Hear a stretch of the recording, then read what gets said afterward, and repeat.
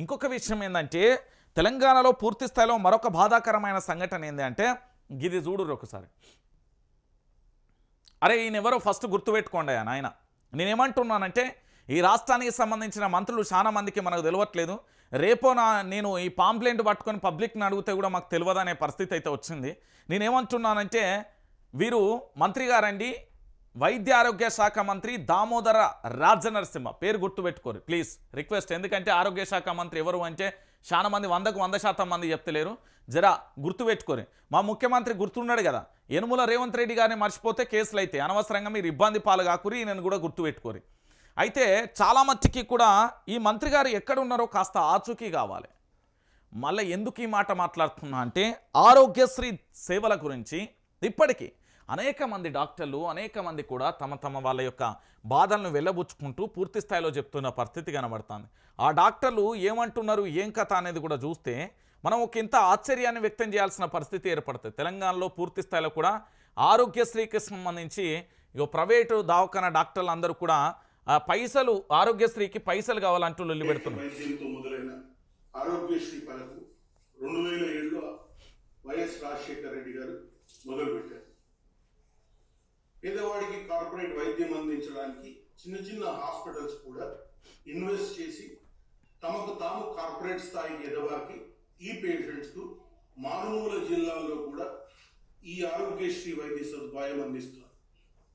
Right. మారుమూల గ్రామంలో కూడా ఆరోగ్యశ్రీ సేవలు అందించేందుకు చిన్న హాస్పిటల్ కూడా కార్పొరేట్ స్థాయి వైద్యం అందించేందుకు వాళ్ళు శ్రీకారం చుట్టిల్లు అని చెప్తున్నారు. అయితే ఇక్కడ ఏం జరిగింది అనేది ఒకసారి చూద్దాం. ఆరోగ్యశ్రీ బంద్. రాష్ట్ర వ్యాప్తంగా నిలిచిపోయిన సేవలు పెండింగ్ బకాయిల కోసం డిమాండ్. 1000 కోట్లు చెల్లించాలంటూ నెట్వర్క్ హాస్పిటళ్ల పట్టు. గత ప్రభుత్వంపై నెపాన్ని నెట్టేసిన మంత్రి దామోదర. పట్టింపు లేదన్న మాజీ మంత్రి హరీష్ రావు. పాలన గాలికి వదిలేసి సింగపూర్లో రేవంత్ బోటు షికార్లు. నెట్టింట విమర్శల వెల్లువ అంటూ కూడా చూడొచ్చు. ఒకసారి చూద్దాం అసలు కథ ఏందో. ప్రజాపాలనలో రాజీవ్ ఆరోగ్యశ్రీని 10 లక్షలకు పెంచామని గొప్పగా చెప్పుకుంటున్న రేవంత్ సర్కార్ ఆచరణలో మాత్రం తీవ్ర నిర్లక్ష్యాన్ని ప్రదర్శిస్తుంది. కాంగ్రెస్ 6 గ్యారంటీలలో ఒకటైన ఆరోగ్యశ్రీని అటకెక్కించింది. బకాయిల చెల్లించడంలో ప్రభుత్వ అలసత్వాన్ని నిరసిస్తూ Telangana Aarogyasri network hospital association తమ సేవలను నిలిపివేస్తున్నట్లు ప్రకటించింది.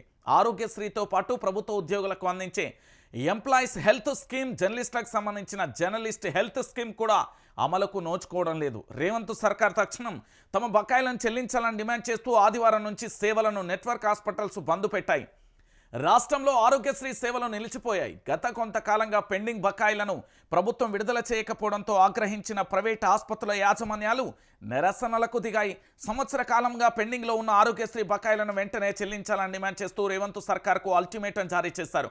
మొదట జనవరి 10 నుంచి ఆరోగ్యశ్రీ సేవలను నిలిపివేస్తామని ప్రకటించిన ప్రభుత్వానికి కాస్త సమయం ఇచ్చి తాజాగా సేవలను నిలుపుదల చేశారు. సుమారు 1000 కోట్లు బకాయిలు చెల్లించాలని డిమాండ్ చేస్తున్నారు. మరోవైపు ఆరోగ్యశ్రీ సేవలు నిలిచిపోవడంతో రాష్ట్ర వ్యాప్తంగా పలు ఆసుపత్రుల వద్ద సామాన్య ప్రజల తీవ్ర ఇబ్బందులు ఎదుర్కొంటున్న పరిస్థితి కనబడుతుంది. ఏమంటున్నారు అంటే, నాయన మేము వైద్యం చేసినాం, 1000 కోట్ల రూపాయలు ఉన్నాయిరా నాయన, మా బకాయిలు చెల్లించామని చెప్తున్నాడు. అయితే ఇక్కడ రాష్ట్ర ముఖ్యమంత్రికి చెప్తామంటేనో సారు సింగపూర్లో బోటు షికారు చేస్తున్నాడు. పోనీ ఇక్కడ తెలంగాణ రాష్ట్రానికి సంబంధించిన వైద్య ఆరోగ్య శాఖ మంత్రి దామోదర రాజనరసింహకు చెప్తేనేమో గత ప్రభుత్వం మీద నెపాన్ని నెట్టేసాడు. అరే పట్టింపు లేకుంటే ఎట్లన్నా అంటూ హరీష్ రావు ఆందోళన వ్యక్తం చేసిన పరిస్థితి కనబడుతుంది. ఈ తెలంగాణ రాష్ట్ర వ్యాప్తంగా ఇదే ముఖ్యమంత్రి కానీ, మంత్రులకు కానీ, ఎమ్మెల్యేలకు కానీ, ఎమ్మెల్సీలకు కానీ, ఎంపీలకు కానీ ఎవరికైనా ఏ చిన్న గాయమైనా ఏ ఒక్కటి అయినా కూడా పూర్తి స్థాయిలో వీళ్ళందరూ ఎక్కడికి పోతారండి? కార్పొరేట్ వైద్యానికి పోతారు. ఏఐజీ దవాఖాన అంటారు, లేకపోతే యశోద దవాఖాన అంటారు, లేకపోతే కిమ్స్ అంటారు, లేకపోతే ఇంకోటి సన్సైన్ అంటారు, ఇంకొకటి పెద్ద పెద్ద దవాఖానల పేర్లు చెప్తారు. మరి ఈ తెలంగాణలో సామాన్యమైన మధ్యతరగతి పేదకు సంబంధించిన వాళ్ళందరూ కూడా కార్పొరేట్ వైద్యం అందాలి కదా. మీ దగ్గర అంటే డబ్బులు ఉన్నాయి, మీకు ఇన్సూరెన్సులు ఉన్నాయో ఏమున్నాయో మాకు తెలియదు, మీరు పెద్ద పెద్ద దవాఖానలు పోతారు.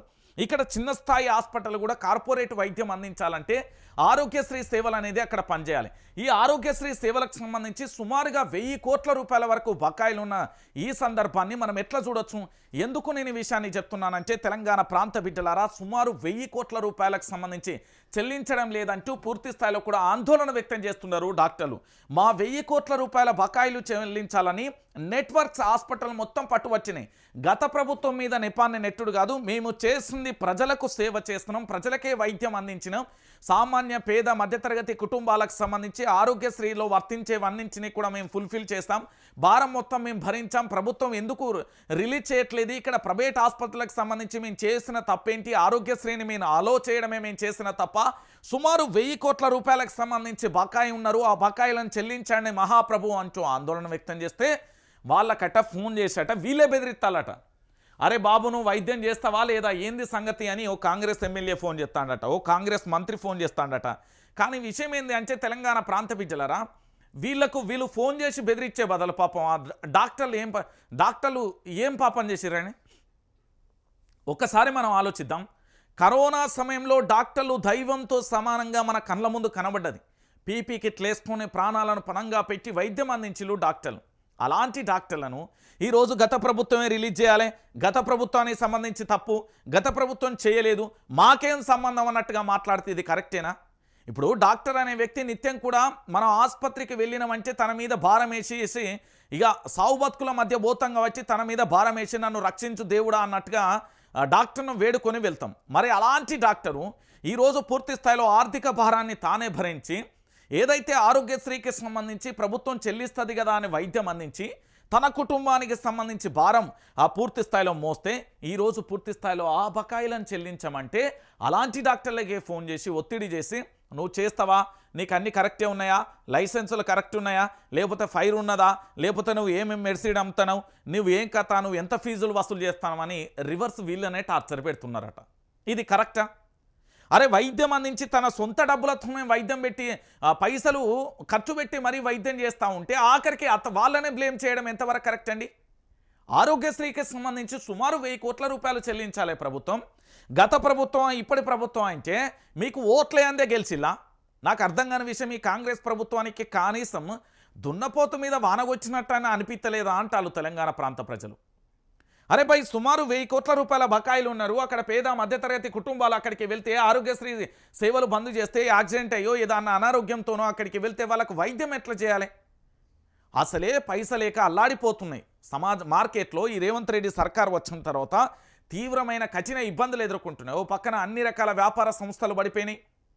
మరి ఈరోజు ఆరోగ్యశ్రీ సేవలు కూడా కనీసం ఆరోగ్యశ్రీ సేవలను కూడా కనీసం వాటిని కొనసాగించడానికి కూడా ఇబ్బంది పడుతున్నారంటే ఇంకేం చేద్దాం చెప్పురు తెలంగాణ ప్రాంత బిడ్డలరా?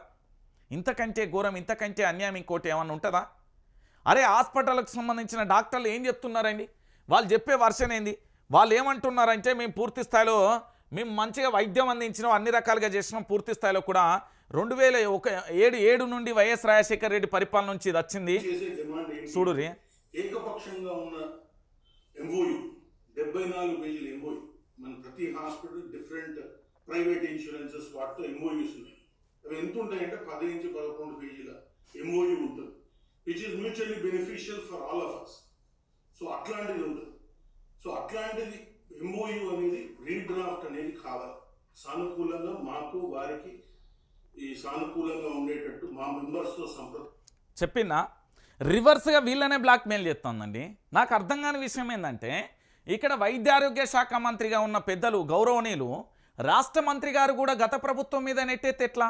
ఇక మీకు గత ప్రభుత్వం మీదనే నెట్టేయాలనుకుంటే, మీరు గత ప్రభుత్వం మీదనే ఆరోపణలు చేయాలనుకుంటే, మీరు గత ప్రభుత్వం మీదనే నిందలు అపనిందలు వేయదలుచుకుంటే నిజంగా కూడా మీరు ఏం చేయరు అంటే ఒక పని చేయరు, సపరేక రాజీనామా చేసి వెళ్ళిపోయి గత ప్రభుత్వమే పరిపాలన చేస్తుంది. మరి ఇప్పుడు మీరు గత ప్రభుత్వం మీద నెట్టినప్పుడు గత ప్రభుత్వానికే వదిలేద్దాం, గత ప్రభుత్వమే పరిపాలన చేస్తుంది కదా, గత ప్రభుత్వమే పూర్తి స్థాయిలో అన్ని రకాలుగా చూసుకుంటుంది కదా. ఈరోజు ఏమనంటే ఆరోగ్యశ్రీ సేవలకు సంబంధించి పూర్తి స్థాయిలో గత ప్రభుత్వం అని ఆరోపణలు చేస్తున్నారు కదా. మరి గత ప్రభుత్వం మీదనే ఆరోపణలు చేసే బదులు గత ప్రభుత్వానికే వదిలేద్దాం అంటున్నాం. ఈ ప్రభుత్వాన్ని కూడా మాకు పరిపాలన చేయడం రావట్లేదు, లేకపోతే గత ప్రభుత్వానికి సంబంధించిన పెండింగ్ బకాయిలు, గత ప్రభుత్వానికి సంబంధించిన అన్ని సమస్యలు అన్నింటినీ కూడా పూర్తి చేసిన తర్వాత మళ్ళొచ్చి పరిపాలన చేద్దరు తీరు, అప్పటిదాకా రెస్ట్ తీసుకుంటారా? మరి ఈ వైద్య ఆరోగ్య శాఖ మంత్రి గతంలో తన్నీరు హరీష్ రావు చేసిండు కదా, మరి ఇచ్చేస్తారా? చెప్పుర్రి, నేనేమంటానంటే ఇస్తారా అని అడుగుతూ ఉన్నా ఈరోజు నేను. అరే ఎంత దారుణం అండి, ఆరోగ్యశ్రీ సేవలను రాష్ట్ర వ్యాప్తంగా నిలిచిపోవడం ఎంత ఘోరం ఇది. ఇప్పటికే పేద బడుగు బలహీన వర్గాలకు సంబంధించి వాళ్ళ ఆసుపత్రి వద్ద తీవ్రమైన ఇబ్బందులు ఎదుర్కొంటున్న పరిస్థితి కనబడుతుంది. మరో పక్కన ఇంకా ఆశ్చర్యకరమైందంటే ఆరోగ్యశ్రీ సేవలు పోలీసు వాళ్ళకు కూడా బంద్ పెట్టిన పరిస్థితి కానీ అందరికీ బంద్ పెట్టిలు. ఇప్పుడు అందరూ సమానమే. ఇవాళ ఇక్కడ ఎవరు ఎక్కువ ఎవరు గొప్ప అనేది ఏమీ లేదు. వైద్యం అందరికీ సమానమే. డాక్టర్లు పాపం వాళ్ళకు 1000 కోట్ల రూపాయల బకాయిలు ఉన్నాయా ఈ చెల్లించరా నాయన అంటే వాళ్ళనే మీకు ఎంఓయూలు కానీ మీకున్న జీవోలు కానీ ఆ 74 పేజీలకు సంబంధించి లేదా 7 నుంచి 12 పేజీలకు సంబంధించిన ఏదైతే ఉంటుందో మీకు అన్ని కరెక్ట్ ఉన్నాయా, మీకు ఎట్లున్నాయి, ఏం కథ, మీకు సంబంధించి లైసెన్సులు కరెక్ట్ ఉన్నాయా, మీకు అన్ని రకాలుగా ఏంది అనేది వాళ్ళని రివర్స్ బ్లాక్మెయిల్ చేస్తున్నారట. ఇది గత ప్రభుత్వం తప్పు, మాకేం సంబంధం లేదని ఈ ప్రభుత్వం ఇట్లా మొత్తం ఏంది అంటే దున్నపోతు మీద వాన కొడితే దులుపుకున్నట్టు దులుపుకున్నది అనేది తెలంగాణ డాక్టర్లు అంటున్నారు.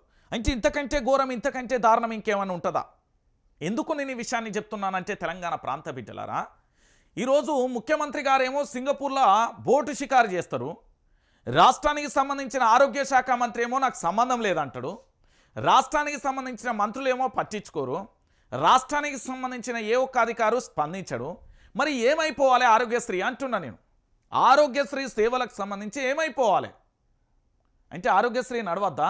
ఒక మంచి ఉద్దేశంతో ప్రతి ఒక్క పేద వ్యక్తికి కూడా కార్పొరేట్ స్థాయి వైద్యం అందించాలని ఒక మంచి లక్ష్యంతో వైఎస్ రాజశేఖర రెడ్డి ప్రారంభిస్తే ఈరోజు దాన్ని తూర్పుపెట్టే ప్రయత్నం చేస్తున్నారండి. ఎంత ఘోరమైంది. నేను చెప్పిన కదా మీకు మళ్ళీ మళ్ళీ ఘంటాపదంగా చెప్తున్నా, ఇది ఇందిరమ్మ కాంగ్రెస్ కాదు, ఇది కల్తీ కాంగ్రెస్, వలసవాదుల కాంగ్రెస్, నికార్సైన కాంగ్రెస్ వాదుల పార్టీ కాదు. ఇప్పుడు ఉన్నది కల్తీ. అది ఇప్పుడు బయట హోటళ్ళల్లో ఫుడ్ పాయిజన్లు అవుతాయంటే బయట హోటళ్ళల్లో తిండి తినకుర్రా అంటారు, మొత్తం కల్తీలు ఉంటాయని ఆరోపణలు చేస్తూ ఉంటారు కదా. గట్లనే ఈ కాంగ్రెస్ పార్టీ కూడా కల్తీ కాంగ్రెస్. ఒకనాటి కాంగ్రెస్ కాదు, ఒకనాటి ఇందిరమ్మ రాజ్యం కాదు, ఒకనాటిది కాదు, ఇది నేటి కల్తీ కాంగ్రెస్. నేను చెప్తున్నా కదా. రాష్ట్ర ఆరోగ్య శాఖ మంత్రి దామోదర్ రాజనరసింహ గారు మీరు వైద్య ఆరోగ్య శాఖ మంత్రి అయితే దాని మీద పునఃసమీక్షించి వాళ్ళ డిమాండ్లు ఏందో పరిష్కరించి వాళ్ళకి ఇవ్వాల్సిన 1000 కోట్ల బకాయిలు ఇయ్యిర్రి. వాళ్ళ ఇళ్ళ కోసమో వాళ్ళ భార్య పిల్లల కోసమో వాళ్ళ దావకాన్ల కోసమో వాళ్ళ వ్యక్తిగత జల్సాల కోసమో ఏం ఖర్చు పెట్టలే. వాళ్ళు ఒక పేద మధ్యతరగతి కుటుంబాలకు సంబంధించి వాళ్ళు అనారోగ్యంతో వస్తే వాళ్ళకు మంచి ట్రీట్మెంట్ అందించి ఇంటికి పంపించిన బకాయిలకు సంబంధించి పూర్తి స్థాయిలో జేసీలు. మరి దాని గురించి ఈరోజు పూర్తి స్థాయిలో కూడా గిట్ల చేస్తే ఏం చేయాలన్నాయా? నాకు అర్థం కాని విషయం. వాళ్ళకు సంబంధించిన బకాయిలను చెల్లించండి అయ్యా. వైద్య ఆరోగ్య శాఖ మంత్రి బకాయిలను చెల్లించండి అయ్యా. ఈరోజు తెలంగాణ రాష్ట్ర వ్యాప్తంగా కూడా డాక్టర్లు ఆందోళన చేయాల్సిన పరిస్థితి వస్తుందా? ఇంతకంటే దారుణం ఉంటుందా? తెలంగాణ ప్రాంత బిడ్డలారా దయచేసి ఆలోచించాలి. పూర్తిగా కూడా ఆరోగ్యశ్రీ సేవలు బంద్ అయిపోయినాయండి. ఇంతకంటే దారుణం ఇంకొకటి ఏముంటుందండి?